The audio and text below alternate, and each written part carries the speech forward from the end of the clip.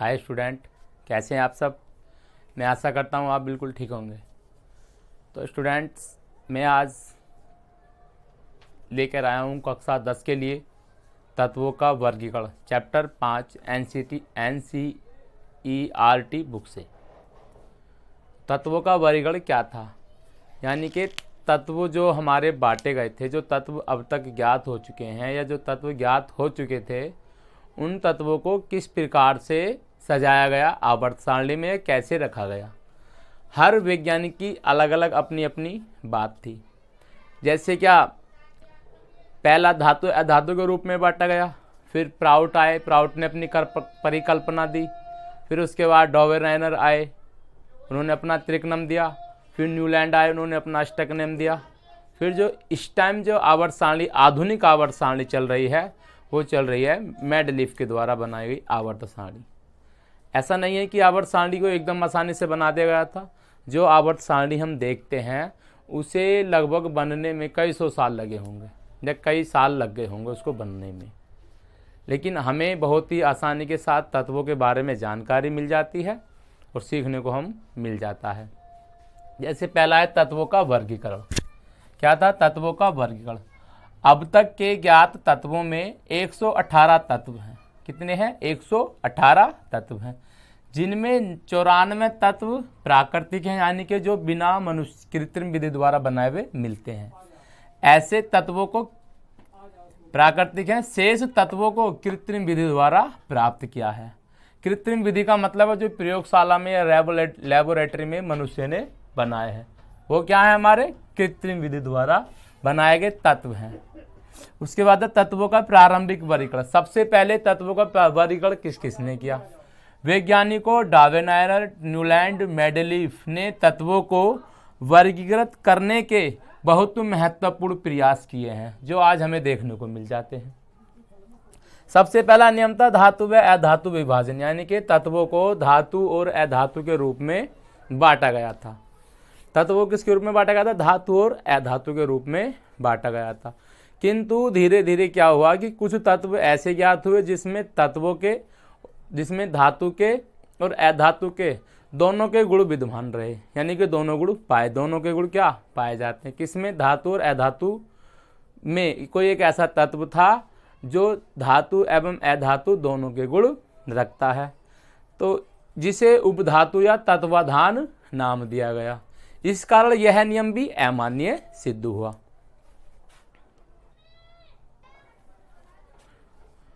उसके बाद थी प्राउट की परिकल्पना। प्राउट की परिकल्पना थी कि प्राउट ने कहा था कि जो सभी तत्व हैं वो क्या हैं? हाइड्रोजन के परमाणु भार के समान गुण के बराबर हैं। अर्थात तो उनका कहना था कि जो तत्व हैं वो हाइड्रोजन से ही मिलकर बने हैं। लेकिन बाद में पता चला कि जो परमाणु भार होता है किसी भी तत्व का, वो एक नंबर में नहीं होता, पॉइंट में यानी कि दशमलव में भी आ सकता है, जिसके कारण प्राउट की परिकल्पना भी विफल हो गई। उसके बाद आए थे डावेराइनर का कहना था कि यदि समान तत्वों वाले को, समान तत्व यानी कि 3 समान तत्व हैं जिनके परमाणु भार क्या समान है, यदि पहले और तीसरे तत्व का परमाणु भार का औसत लेंगे तो जो परमाणु औसत आएगा वो बीच वाले तत्व का क्या होगा? औसत परमाणु भार होता है। यह नियम भी ज़्यादा लागू नहीं हो पाया, लेकिन यह कुछ हद तक ठीक रहा। इस परिकल्पना का फायदा ये हुआ कि आज भी परमाणु भार के अनुसार तत्वों का परमाणु भार निकाला जा सकता है। ऐसे ये था प्राउट की परिकल्पना। इस परिकल्पना के अनुसार सभी तत्वों के परमाणु भार हाइड्रोजन के परमाणु भार के सरल गुणक होते हैं, यानी कि हाइड्रोजन के परमाणु भार की समान ही कार्य करते हैं या होते हैं। अतः सभी तत्व हाइड्रोजन से मिलकर बने होते हैं। लेकिन बाद में ज्ञात हुआ कि तत्वों के परमाणु भार पूर्ण संख्या में नहीं होते, अतः यह परिकल्पना भी विफल रही। उसके बाद आए डॉवेराइनर का त्रिक नियम। इन्होंने बताया कि इस नियम के अनुसार 3 तत्वों के समूह बनाए और ज्ञात किया कि यदि समान गुण वाले 3 तत्वों उनके बढ़ते हुए परमाणु भार के क्रम में रखा जाएगा, यानी कि समान गुण है उन तीनों तत्वों का और उनका परमाणु भार क्या बढ़ते क्रम में रखा जाता है तो क्या होता है, बीच वाले तत्व का परमाणु भार दोनों तत्वों के परमाणु भार के औसत के बराबर होता है। जैसे एग्जाम्पल लिया मैंने, लिथियम परमाणु की भार 7, Na सोडियम परमाणु भार 11, पोटेशियम परमाणु भार 39। इसका परमाणु क्रमांक लिथियम का 3, इसका 11, पोटेशियम का 19 होता है। लेकिन जब इसका और इसका यानी कि लिथियम और पोटेशियम का यानी कि पहले व दूसरे तत्वों का परमाणु भार का औसत 7 + 39/2 करा, 2 तत्व हैं, कुल तत्व 2, इनका योग करा दोगे 46/2, काटा 23, कितना आया 23, जो किसका, सोडियम का परमाणु भार होता है। किसका परमाणु भार होता है, सोडियम का। उसके बाद था न्यूलैंड का अष्टक नियम। तत्वों के वर्गीकरण में न्यूलैंड का भी बहुत बड़ा योगदान रहा। न्यूलैंड ने बताया कि यदि तत्वों को, उनका नियम क्या था, अष्टक नियम। अष्टक नियम का मतलब होता है कि जो तत्व 8वें नंबर पे आएगा, तो जो 8वें नंबर पे तत्व आएगा और जो पहले नंबर पे तत्व है, 8वें नंबर के तत्व और पहले नंबर के तत्व के जो गुणों में समानता थी वो क्या थी, बिल्कुल सेम पाई गई। ये बात किसने बताई, न्यूलैंड ने बताई। उनको यदि यह मानना था यदि तत्वों को उनके परमाणु भार के बढ़ते अनुसार परमाणु भार के क्रम के बढ़ते हुए रखा जाएगा, क्रम में रखा जाएगा, तो जो पहला तत्व आएगा उसका परमाणु भार और जो लास्ट वाला 8वां तत्व आएगा, पहले से 8वां तत्व, उसका परमाणु भार, क्या इन तत्वों में बिल्कुल समानता पाई जाएगी, उनके गुण क्या होंगे, बिल्कुल समान होंगे। लेकिन ये नियम केवल कैल्शियम के परमाणु भार तक ही चला, इसके आगे ये नहीं चला, क्योंकि न्यूलैंड ने माना था केवल प्रकृति में 56 यानी कि 56 तत्व हैं। और इन्होंने कहीं कहीं पर क्या करा, इन्होंने कहीं कहीं पे ये भी करा कि एक ही स्थान पर 2 तत्वों को रख दिया, जो बिल्कुल आज की आवर्त सारणी में बिल्कुल अमान्य है। तो देखते हैं न्यूलैंड का अष्टक नियम। सन 1869 में वैज्ञानिक न्यूलैंड ने बताया कि, किसने बताया, वैज्ञानिक न्यूलैंड ने बताया कि यदि तत्वों को परमाणु भार के बढ़ते क्रम में रखा जाए, तत्वों को परमाणु भार के बढ़ते क्रम में रखा जाए, तो 8वें तत्व के गुण पहले तत्व के गुणों में समान होते हैं, पहले तत्व के गुण समान होते हैं। यानी कि जैसे मैंने माना हाइड्रोजन आया 1 नंबर पर, अब इसके 8वें नंबर पे क्या आएगा, नाइट्रोजन। क्या आएगा, नाइट्रोजन। जैसे hydrogen, helium, lithium, beryllium, boron, carbon और नाइट्रोजन, यानी कि 1 2 3 4 5 6 7, फिर दोबारा पुनः 8वां साई आ जाएगा। तो जो इसके बाद जो तत्व आएगा, इस तत्व के और इस तत्व के समानता बिल्कुल समान होगी, गुणों के जो समान होंगे वो क्या से होंगे, बिल्कुल समानता होंगे। जैसे ये है लिथियम, 7वां परमाणु भार इसका 7, बेरिलियम परमाणु भार कितना इसका 9, बोरान का 11, कार्बन का 12, इसका 14, 16, 19। तो उन्होंने बताया इसके बाद जो तत्व आएगा, इसके बाद जो 8वां तत्व होगा, इस वाले तत्व और 8वें तत्व के जो गुण होंगे वो कैसे होते हैं, बिल्कुल समान होते हैं।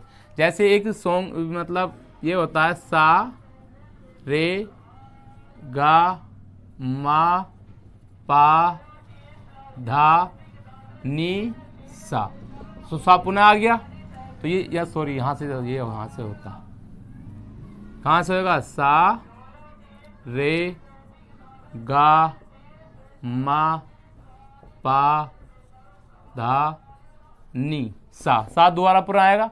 तो इसके बाद जो सा वाला तत्व आएगा, उस वाले तत्व की जो समानता होगी वो बिल्कुल कैसी होगी, बिल्कुल समान। गुण बिल्कुल कैसे होंगे, बिल्कुल समान होते हैं। कैसे होते हैं, बिल्कुल समान होते हैं। क्लोरीन के बाद क्या आएगा, क्लोरीन के बाद जो तत्व आएगा, तो इस वाले तत्व की और जो यहाँ पे तत्व आएगा, इनके जो गुण होंगे, लिथियम, सोडियम, और जो अगला तत्व आएगा उसके जो गुण होंगे वो बिल्कुल कैसे होंगे, समान होंगे। क्योंकि सा क्या है, पुनः आ रहा सा, देखो यहाँ भी सा, यहाँ भी सा, तो इसके बाद जो तत्व आएगा, जैसे ये आ गया सा पे, फिर ये आ गया, इसके और इसके गुण कैसे होंगे, बिल्कुल मिलते जुलते, बिल्कुल समान होंगे। उसके बाद था न्यूलैंड का अष्टक नियम, केवल कैल्शियम से अधिक परमाणु भार वाले तत्वों को लागू नहीं कर सकता था, केवल कैल्शियम तक के ही तत्वों का यह नियम लागू हुआ, उसके बाद यह नियम लागू नहीं हुआ। इसके बाद इसकी सीमाएं थी, यह केवल कैल्शियम तक ही उपयुक्त हुआ, यानी कि कैल्शियम तक के ही तत्वों को परमाणु भार में रखा जाएंगे, तो ये नियम लागू हो रहा था। दूसरी बात इन्होंने बताया कि केवल प्रकृति में 56 ही तत्व हैं, या अब तक केवल यानी कि जो तत्व होंगे केवल 56 ही है। दूसरी कमी इनकी ये रही। तीसरी थी, इन्होंने एक ही साथ दो तत्वों को भी रख दिया, जिसके कारण न्यूलैंड का अष्टक नियम भी क्या रहा, विफल रहा। ये जैसे देखेंगे सन 1863 था, ये 1863।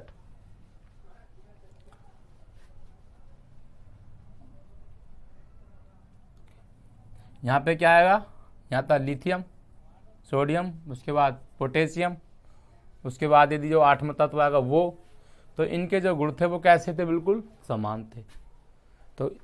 तो इनका कहने का मतलब था न्यूलैंड का, यदि हम पहले तत्व को लगातार दूसरा तत्व, तीसरा, चौथा, पांचवा उनके परमाणु भार के अनुसार रखे जाएंगे, तो जो पहले तत्व रखा है और जो उसके बाद 8वां तत्व आएगा, उसके गुण पहले तत्व के गुण 8वें तत्व के गुण से बिल्कुल मिलते जुलते रहेंगे। ये बात बताई थी न्यूलैंड ने। किसने बताई, न्यूलैंड ने। लेकिन यह भी नियम ज़्यादा लागू नहीं हो सका।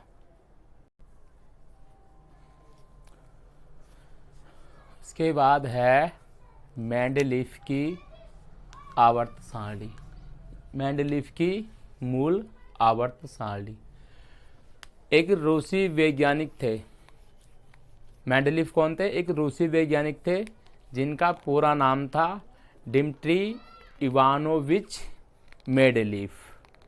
इन्होंने 1869 में देखा कि जितने तत्व यानी कि 63 तत्व ज्ञात हो चुके थे उस समय, तो उन्होंने उन सब का अध्ययन किया, और उन सब का अध्ययन करने के बाद उन्होंने बताया कि जो तत्व का जो परमाणु भार है वो तत्व का क्या है, मूल लक्षण है।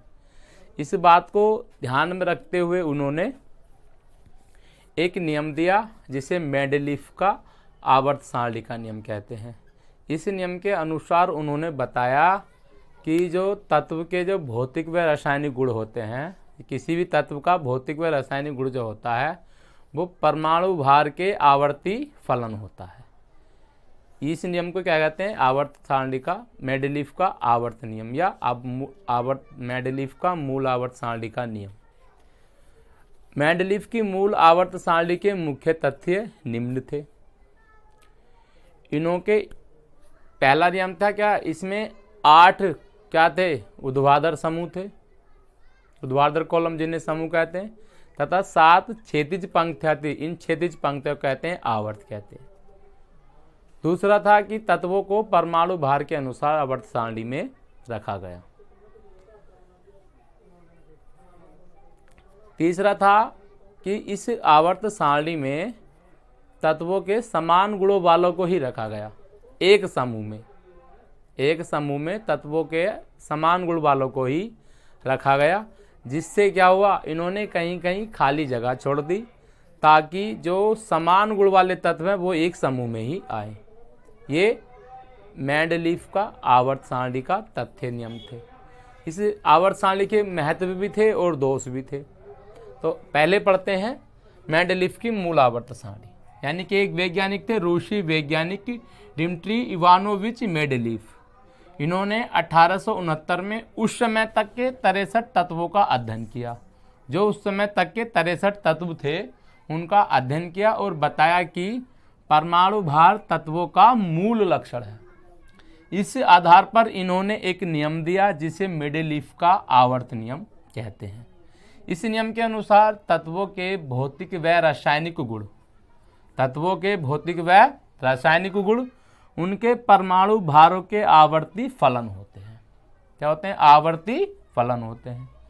फिर उसके बाद क्या मेंडलीफ की आवर्त सारणी के मुख्य तथ्य क्या था? पहला था, इस सारणी में तत्वों को परमाणु भार के बढ़ते क्रम में रखा गया, परमाणु भार के अनुसार तत्वों को रखा गया। दूसरा था, इस सारणी में 8 समूह व 7 आवर्त हैं, यानी कि 8 कॉलम सीधे खड़े वाले ऐसे क्या थे? 8 थे, और लेटे हुए थे इससे 36, वो कितने थे? 7 थे। एक समूह के सभी तत्वों के गुण समान होते, यानी कि ये वाला एक समूह है, यहाँ पे जो भी तत्व आएंगे इनके गुण क्या थे? समान थे। अगला, इस आवर्त सारणी में कहीं कहीं रिक्त स्थान छोड़ा गया, क्योंकि समान गुण वाले तत्व एक ही समूह में रखे रहें या एक ही समूह में आए। यदि वो रिक्त स्थान ना छोड़ते, कोई भी तत्व भर देते, तो क्या होता? उसके गुणों में भिन्नता पाई जाती। लेकिन मेंडलीफ को पता था कि जो भी तत्व ज्ञात होगा वो उसका गुण इस तत्व से मिलता जुलता होगा, इसलिए उन्होंने वहां पे क्या करा? कहीं कहीं खाली स्थान छोड़ दिया था। उस समय कितने तत्व थे? 63, और आज कितने हैं? 118 से भी ज़्यादा हैं लगभग। लेकिन इन तत्वों के जो रखा गया है आवर्त सारणी में, जो आवर्त सारणी मेंडलीफ ने बनाई थी, थोड़ा कुछ संशोधन करने के बाद रखा गया है। इसके बाद देखेंगे इस आवर्त सारणी के महत्व। मेंडलीफ की मूल आवर्त सारणी के महत्व क्या क्या थे? मेंडलीफ की मूल आवर्त सारणी का सबसे बड़ा महत्व यह था कि इसमें आवर्त सारणी में तत्वों को उनके गुणों के आधार पर एक ही समूह में रखा गया, जिसके कारण तत्वों का आसानी से अध्ययन किया जा चुका था। दूसरी बात, इसमें आवर्त सारणी में कहीं कहीं तत्वों को जगह खाली छोड़ दी गई थी। खाली जगह को इसलिए छोड़ा गया क्योंकि मेंडलीफ ने भविष्यवाणी कर दी थी, क्योंकि इस खाली स्थान में इस समूह के गुण वाला तत्व यहाँ पर आएगा, जिसके कारण तत्वों की खोज हुई। और इसमें परमाणु भार के क्रम में तत्वों को रखा गया इस आवर्त सारणी में। उसके बाद इसके दोष, पहले इसके महत्व पढ़ते हैं। पहला महत्व क्या था? मेंडलीफ की मूल आवर्त सारणी का महत्व, इस आवर्त सारणी से तत्वों के गुणों का अध्ययन सरल हो गया। क्यों हो गया? क्योंकि समान गुण वाले तत्व एक ही समूह में रखे गए थे। किस में रखे गए थे? एक ही समूह में रखे गए थे। इस आवर्त सारणी में कुछ रिक्त स्थान थे, क्योंकि इस खाली जगह में उस समूह के गुण वाला तत्व खोजा जाएगा, जिससे तत्वों की खोज हुई।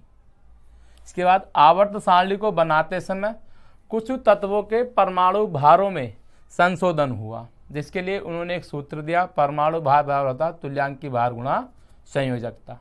अनेक तत्वों के परमाणु भार में संशोधन हुआ इस आवर्त सारणी के कारण। उसके बाद मेंडलीफ की मूल आवर्त सारणी के दोष क्या क्या थे? पहला दोष था, मेंडलीफ की आवर्त सारणी में हाइड्रोजन का स्थान निश्चित नहीं था, कभी उसको किसी के साथ भी रख दिया गया था, जबकि हाइड्रोजन को क्षार धातु के साथ रखा जाता है अब की मूल आवर्त सारणी में। दूसरा क्या था? परमाणु भार के बढ़ते क्रम में परिवर्तन। क्यों? क्योंकि तत्वों को परमाणु क्रमांक के बढ़ते क्रम में रखा जाता, ना कि परमाणु भार के। ये परिवर्तन हुआ, ये इसका दोष था। तीसरा दोष था, तत्वों का मूल लक्षण परमाणु क्रमांक होता, ना कि परमाणु भार। उन्होंने बताया था इस वाली में परमाणु भार, लेकिन इसमें क्या? परमाणु क्रमांक होता है। चौथा था, उस समय अक्रिय गैसों की खोज नहीं हुई थी, जिसके लिए उन्होंने आवर्त सारणी में अक्रिय गैसों का कोई स्थान नहीं दिया। ये इसके दोष थे। एक दोष था परमाणु समस्थानिक और संभारिक, जो आवर्त सारणी में ना था ही नहीं। जो मूल आवर्त, आज की मूल आवर्त सारणी में, आधुनिक मूल आवर्त सारणी में इसका अध्ययन किया जाता है। देखो, जैसे इसमें बार बार आ रहा है कि तत्वों का समूह का मूल अध्ययन। जैसे कोई हमने पहला तत्वों को 4 समूह में बांटा गया है, S, P, D और F। तो जो S समूह वाले तत्व होंगे उनका हर एक तत्व का इससे गुण मिलता रहेगा। P वालों के P के लिए, D जो हमारा इस टाइप से होता है, D इस तरीके से 4D, और F ब्लॉक के तत्वों को सबसे अलग रखा गया है। तो 4 समूहों में तत्वों को बांटा गया है, जिसमें P में है कितने? 6, D में 10, S में 2 और F में 14। तो जैसे क्या इसमें बताया गया है इस आवर्त सारणी में गुणों का अध्ययन सरल हो गया क्योंकि समान गुणों वाले तत्वों को एक ही समूह में रखा गया। जैसे मैं आपको बता दूं, एस समूह, एस ग्रुप, कितने आवर्त बताए इन्होंने? 1 2 3 4 5 6 7। इन्होंने हाइड्रोजन का क्या करा था, जो स्थान था वो निश्चित नहीं था, लेकिन आज की आवर्त सारणी में 4 धातुओं के साथ रखा गया है। जैसे हाइड्रोजन, लिथियम,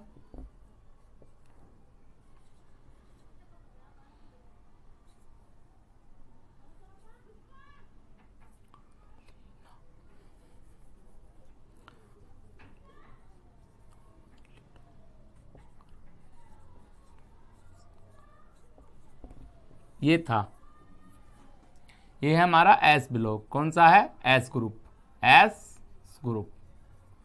तो जो हाइड्रोजन का गुण होगा वो लिथियम का होगा, जो लिथियम का होगा वो सोडियम का, जो सोडियम का होगा वो पोटेशियम का, जो पोटेशियम का होगा रुबिडियम का, वो सीरियम का, वो फ्रांसिनियम का।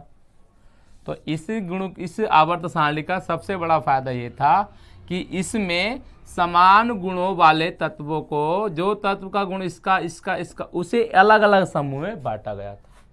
क्या करा गया था? अलग अलग समूह में बांटा गया था। इस आवर्त सारणी का सबसे बड़ा महत्व तो ये था। कहीं कहीं पर उन्होंने खाली स्थान छोड़ दिया था, जिससे क्या हुआ? तत्वों की खोज हो गई थी। जैसे हाइड्रोजन का परमाणु क्रमांक 1 होता है, इसका कितना आएगा? 1s1। यदि 2 होगा लिथियम का तो इसका 1s2, लेकिन 2s1। इसका मतलब ये सारे तत्व s1 में ही आएंगे। यदि सोडियम का लेंगे 11 का तो 1s2, 2s2, 3p6, कितने हो गए? 10, और तो क्या 3s1, किसमें आएगा? 1 में ही आएगा। ये इसका अध्ययन सरल हो गया था कि तत्वों को अब जो एक समूह में रखा गया, जो गुण इसका, जो इसका, जो इसका, जो हाइड्रोजन का वही गुण लिथियम का, वही सोडियम का, वही पोटेशियम का, वही रुबिडियम का, वही सीरियम का, वही फ्रांसिनियम का गुण रहेगा। ये बात इस आवर्त सारणी में कही गई थी। उसके बाद है मेंडलीफ की आधुनिक आवर्त सारणी क्या होती है। इस आधुनिक आवर्त सारणी को किसने बताया? यानी कि एक वैज्ञानिक थे मोसले। क्या नाम था उनका? मोसले। उन्होंने मेंडलीफ की जो आवर्त सारणी थी उसमें एक संशोधन किया। इन्होंने ये बताया कि जो तत्वों के रासायनिक व भौतिक गुण होते हैं उनके परमाणु क्रमांकों के आवर्ती फलन होते हैं। जबकि मेंडलीफ की आवर्त सारणी में क्या था? उसमें था परमाणु भार के आवर्ती फलन होते हैं। उन्होंने ये क्या करा? 1913 में इसका संशोधन करते हैं, जिसे मेंडलीफ की मूल आवर्त सारणी कहते हैं या मोसले का आवर्त नियम कहते हैं।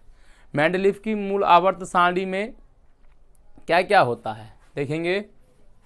मेंडलीफ की आधुनिक आवर्त सारणी, वैज्ञानिक मोसले ने सन 1913 में मेंडलीफ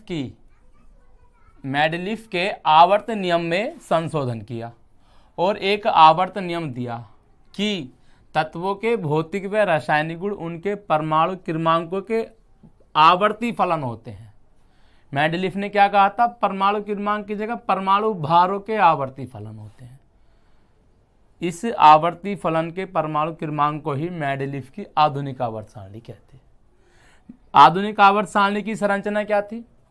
इस सारणी में तत्वों को परमाणु क्रमांक के अनुसार रखा गया। किसके अनुसार रखा गया? परमाणु क्रमांक के अनुसार रखा गया। मेंडलीफ ने क्या रखा था? मेंडलीफ ने रखा था परमाणु भार के बढ़ते क्रम के अनुसार, जबकि आधुनिक आवर्त सारणी में क्या था? तत्वों को परमाणु क्रमांक के बढ़ते क्रम में रखा गया। दूसरा था, इस आवर्त सारणी में 7 आवर्त होते हैं और 9 वर्ग होते हैं। आवर्त इसमें 9 हो सकते हैं। 9 क्यों हो सकते हैं इसमें आवर्त?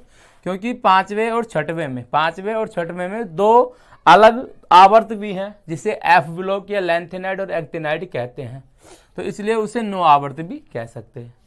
उसके बाद था 0 एवं 8वें वर्ग को छोड़कर सभी वर्गों को ए व बी नाम दिया गया। क्या नाम दिया गया? ए व बी नाम दिया गया या ए व बी में विभाजित किया गया। किसी भी भर के सभी संयोजी इलेक्ट्रॉनों की संख्या समान होती है। संयोजी तत्व के इलेक्ट्रॉनों की संख्या होती है समान आवर्त में। जैसे आधुनिक आवर्त सारणी की संरचना, इस सारणी में तत्वों को परमाणु क्रमांक के बढ़ते क्रम में रखा गया है। दूसरा है, इस सारणी में 7 आवर्त व 9 वर्ग हैं। तीसरा 0 एवं 8वें वर्ग को छोड़कर सभी वर्ग व उपवर्ग ए व बी में विभाजित किए गए हैं। किसी भी वर्ग के सभी तत्वों संयोजी इलेक्ट्रॉनों की संख्या समान हो सकती, किसी भी वर्ग के, आवर्त के नहीं, वर्ग के, जो मैंने अभी बताया था एस ब्लॉक वाले तत्वों का संयोजी इलेक्ट्रॉनों की संख्या समान होती है। आवर्त सारणी में तत्वों की संख्या, कैसे तत्वों की संख्या क्या क्या रखी गई? आवर्त में तत्वों के संयोजी इलेक्ट्रॉनों की संख्या समान नहीं होती लेकिन कक्षक समान होता है। आवर्त में तत्वों के संयोजी इलेक्ट्रॉनों की संख्या समान नहीं होती है लेकिन कक्षकों की संख्या समान रहती है। यानी कि इस तरीके से यदि बढ़ेंगे, यदि यहाँ पे 1 है और यहाँ आ जाएगा 2, जैसे हाइड्रोजन है, यहाँ हीलियम है, तो ये क्या कहना चाहे, संयोजी इलेक्ट्रॉनों की संख्या समान नहीं होगी लेकिन कक्षक समान रहेगा। ऐसे ये 1 आवर्त, ये 2, ये 3, इस तरीके से इलेक्ट्रॉन बदलते रहेंगे लेकिन आवर्त वही रहेगा। कक्षाएं बाएं से दाएं जाने पर, कक्षक में बाएं से दाएं जाने पर यानी कि इधर से इधर जाने पर परमाणु क्रमांक में 1 यूनिट की वृद्धि होगी। यानी कि 1, 2, 3, 4, 5 एक नंबर बढ़ता चला जाएगा। उसके बाद है, कक्षकों में इलेक्ट्रॉन की संख्या बदलने के साथ ही तत्वों के रासायनिक गुण बदल जाते हैं। क्या जाता है? तत्वों के रासायनिक गुण बदल जाते हैं। वो हम बताएंगे जब आवर्त सारणी पूरी बनाएंगे, तब इन नियमों को बताएंगे हम। उसके बाद है, किसी कक्षक में इलेक्ट्रॉनों की अधिकतम संख्या 2n² हो सकती है जहां n कक्षकों की संख्या है। इसका मतलब क्या है, देखो मैं ये बता देते हैं। अभी उन्होंने कहा है कि कक्षों जहां n कक्षकों की संख्या है और किसी कक्षा में इलेक्ट्रॉनों की अधिकतम संख्या 2n² हो सकती है। जैसे कक्षाएं होती हैं कितनी, KLMN होती हैं, KLMN। यहाँ पे ये नाभिक ले लिया, ये पहली कक्षा के, ये L, ये M, ये N।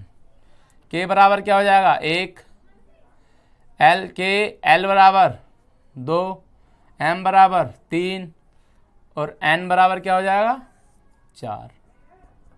उन्होंने क्या बताया, 2n²। यदि K बराबर 1 रखेंगे, K क्या है, कक्षकों की संख्या, N क्या है, कक्षकों की संख्या, इसमें रखेंगे N कितना K, तो यह जाएगा 2 गुणा N बराबर 1 का स्क्वायर, यानी कि पहली कक्षा में कितने इलेक्ट्रॉन रहेंगे, अधिकतम 2। फिर दूसरा है 2 गुणा 2 का स्क्वायर, कौन सी, L, कितना जाएगा, 2 दूनी 4 बराबर कितना हो गया 8। दूसरी कक्षा में कितने इलेक्ट्रॉन रहेंगे, 8 इलेक्ट्रॉन। कितने, 8 इलेक्ट्रॉन। जरूरी नहीं है कि ये अलग अलग घूम रहे, कैसे भी हो सकते हैं। फिर M बराबर यानी कि तीसरी कक्षा, तो 2 गुणा 3 का स्क्वायर कितना जाएगा, 2 गुणा 3 3 9 बराबर 18। फिर L बराबर 4, 2 गुणा 4 का स्क्वायर, 2 गुणा 4 चौक 16 दूनी 32 इलेक्ट्रॉन। ऐसे ही इस क्रम में इलेक्ट्रॉनों को भरा जाएगा, कक्षाओं में भरा जाता है। उसके बाद क्या है, 5वां नंबर हो सकता है कि चौथे में और तीसरे आवर्त में लघु आवर्त कहते हैं। 5वें और 6वें में 18 इलेक्ट्रॉन है, इसलिए उसको दीर्घावर्त कहते हैं। जो सबसे अलग इलेक्ट्रॉन हो उसे भी दीर्घावर्त कहते हैं। यानी कि यदि 8 तक है तो लघु, फिर 18 और 32 है तो दीर्घावर्त उसको कहा जाता है।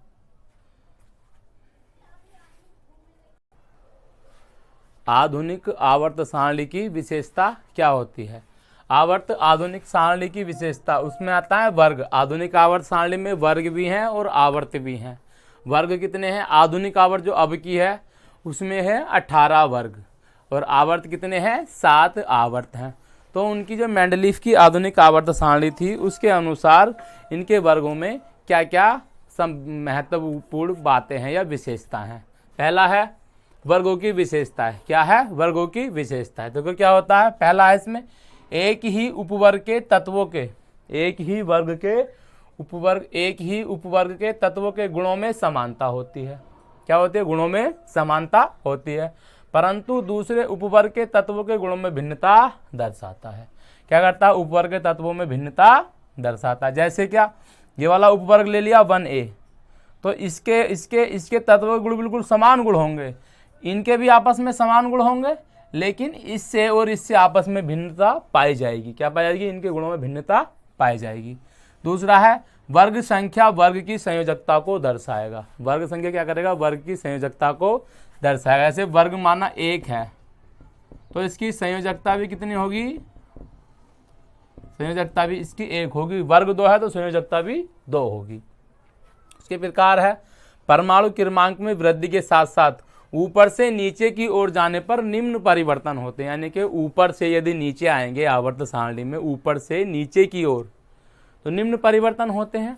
वो परिवर्तन क्या क्या है, पहला है परमाणु भार बढ़ेगा। क्या बढ़ेगा, परमाणु भार बढ़ेगा। दूसरा आयनन विभव घटता है। क्या होएगा, दूसरा आयनन विभव घटता है। तीसरा परमाणु आकार भी बढ़ता है। परमाणु भार के साथ परमाणु का आकार भी बढ़ेगा। उसके बाद विद्युत ऋणात्मकता घटती है। ऊपर से नीचे जाने पर तत्व की विद्युत ऋणात्मकता घटेगी, विद्युत ऋणात्मकता बढ़ती है। इलेक्ट्रॉन बंधुता भी घटेगी, इलेक्ट्रॉन को आपस में जोड़ने की क्षमता बंधुता जो होती है वो भी घटती है। धात्विक गुण भी बढ़ता है ऊपर से नीचे जाने पर। ऑक्साइड का क्षारीय गुण बढ़ता है, धातुओं की अपचायक क्षमता बढ़ती है। तो ये तो हो गए वर्ग की विशेषता। कह रहा है कि आधुनिक आवर्त सारणी की विशेषता है।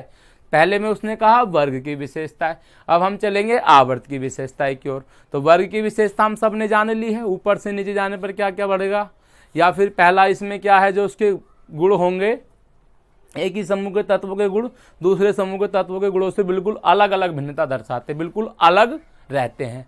उसके बाद दे रखा है इसमें वर्ग की संयोजकता दर्शाएंगे। जैसे मैं ये बता दूं आपको, ये S ब्लॉक है, ये है 1S ब्लॉक, ये 2S ब्लॉक, 1A भी आएगा। तो इसके जो तत्वों के गुण होंगे, इसके तत्वों के जो गुण होंगे, तो जैसे ये है क्या आता है हमारा, जैसे अब दे रखा है, ये दे रखा है हाइड्रोजन, लिथियम, सोडियम, पोटेशियम, ये दे रखा है।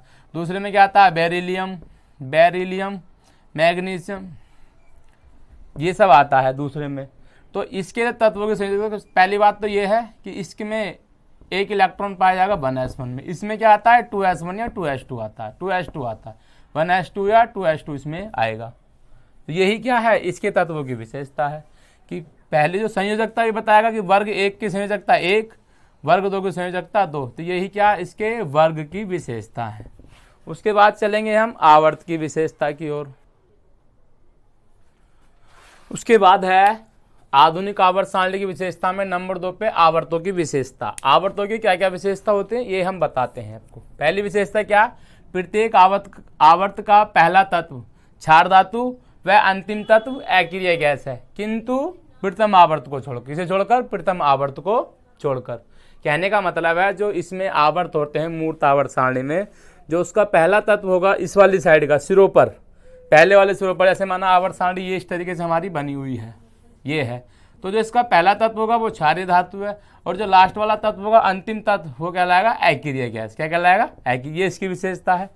दूसरी विशेषता क्या है, लघु आवर्तों में तत्वों की हाइड्रोजन के प्रति संयोजकता पहले 1 से 4 तक बढ़ेगी, फिर 4 से 1 तक घटेगी। ये इसकी क्या विशेषता है, लघु आवर्तों में, दीर्घ में नहीं, लघु आवर्तों में 4 से 1 तक घटती है और 1 से 4 तक बढ़ती है केवल हाइड्रोजन के प्रति। तीसरा है धात्विक गुण। तीसरा क्या, धात्विक गुण। बाएं से दाएं जाने पर, आवर्त में बाएं से दाएं जाने पर परमाणु क्रमांक में वृद्धि होती चली जाएगी। परमाणु क्रमांक में वृद्धि होने के साथ साथ इसकी धात्विक प्रकृति भी घटती जाती है। क्या, धात्विक प्रकृति भी घटती जाती है। उसके बाद है बाएं से दाएं जाने पर विद्युत धनात्मकता घटती है। बाएं से दाएं जाने पर, बाएं से यानी कि इधर से इधर जाएंगे तो उसकी विद्युत धनात्मकता क्या हो जाएगी, बढ़ जाएगी। फिर है बाएं से दाएं जाने पर ऑक्साइडों की क्षारीय प्रकृति घटती जाती है, तथा बाएं से दाएं जाने पर विद्युत ऋणात्मकता घटती जाती है। कहने का मतलब है जो आधुनिक आवर्त सारणी है उसके आवर्तों में अलग विशेषता है और वर्गों में अलग विशेषता है। तो इससे पहले वर्गों की विशेषता बताई, ये है आवर्तों की विशेषता। तो आवर्तों की विशेषता अभी और भी बहुत सारी है, जैसे सेतु निर्माण, फिर SPDF आएगा, फिर D ब्लॉक के तत्व आएंगे, S ब्लॉक के तत्व आएंगे। ये सब क्या आवर्त चले आ रहे हैं। तो आज की वीडियो में केवल इतना ही। तो मैं आशा करता हूँ बच्चों कि आपके समझ में आया होगा। यदि वीडियो अच्छी लगी तो लाइक करें, कमेंट ज़रूर करें, और यदि आप चैनल पर नए हैं तो चैनल को सब्सक्राइब करें, ताकि आने वाली सबसे पहली वीडियो आपके पास पहुंचे। तो लव यू, बाय बाय, अपना ख्याल रखना, टेक केयर।